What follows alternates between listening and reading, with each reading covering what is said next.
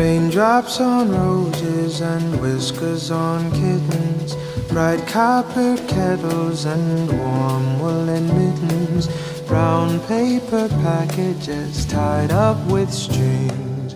These are a few of my favorite. My mom is from Ecuador, and during New Year's we invite our friends and family members over to our house, and we make a lot of food and listen to music, and we watch the New York ball drop. And then at midnight, we eat 12 grapes, one grape for every month, and we make a wish for every grape. And we throw change, handfuls of change out into the street, with the thought being like, if you give money, it'll come back to you. So traditionally in Korean culture, on New Year's, we would get dressed in traditional Korean outfits, and then what we do is the children would bow to their elders, parents, grandparents, aunts, and uncles, etc. And then we would wish them a new year. In return, they would give us money, and it's just an exchange of good luck to bring everyone into the new year. We celebrate Three Kings Day, which is like another Christmas added on, and we leave our shoes by the window, and we have like sleep overnight and stuff, and we check to see if like the shoe has a coal or a gift, which never actually had a coal. Like it's always been a gift. My mom is German, so we celebrate St. Nicholas, and it's basically a holiday before Christmas where the whole family gets together and you celebrate all the good things that have happened to you in the past year.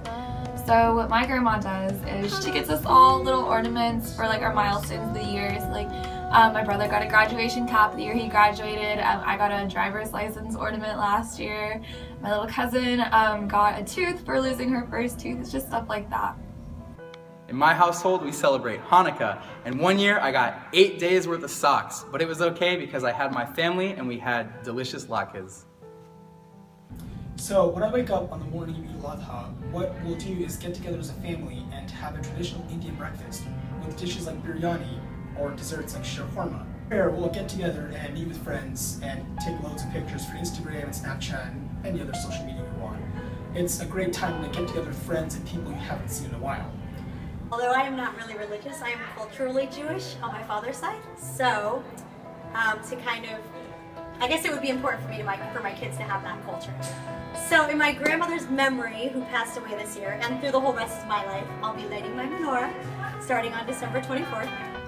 So every Christmas, we make potato donuts, and we're from Idaho, so that's kind of our tradition. During January, we celebrate Chinese New Year. Usually we have 1 week holiday, so the family members get together and eat dumplings. Chinese New Year, we like to light lanterns, and we also ask for blessings from our ancestors by going to the temple or just staying at home and lighting a little incense sticks. We pray to our ancestors for health, prosperity, wealth, and happiness, and in general, a good life.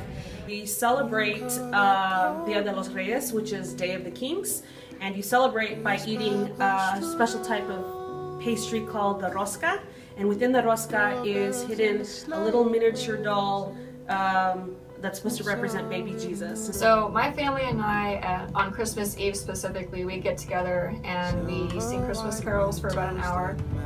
The main one that we really like to do is a hot mess. We do the 12 Days of Christmas, and each little part of the family has an assigned role, and we try to rehearse it, and then we go, and it's terrible, but it's hilarious. Eid is the day after Ramadan, a month where we fast, and that means we don't eat or drink during the daylight hours. And on Eid, we go to mosque in the morning to have a prayer, and then after we go to a family member's house, and we exchange gifts and have a huge dinner. We have what we call the Posadas, which is Christmas week, which will be December 20th through the 25th. And what we do during that time is we attend somebody else's house, and we're pretty much mimicking the travels that Mary and Joseph had to Bethlehem, where Jesus Christ would be born. And so each day, each night is at a different person's house, and we essentially go to their home, we have Bible readings, and then we end with a small little potluck feast, and then we break the piñata. Every Hanukkah, my family gets together, puts up lights. We have this huge bear with a dreidel. I remember it was a couple of years ago, and my grandsons, Lincoln and Harrison, were over for Christmas morning, and they were sitting there opening their presents furiously. And at that moment, I looked at them, and then I looked at my sons, who were also in the room, And it was like one of those moments where all of a sudden I saw my sons in my grandsons, and all of a sudden it just dawned on me how, first of all, how beautiful that moment was, but also, secondly, how time is passing and how it was so important to cherish these days. Raindrops on roses and whiskers on kittens, bright copper kettles and warm woolen mittens, brown paper packages tied up with strings. These are a few of my favorite things.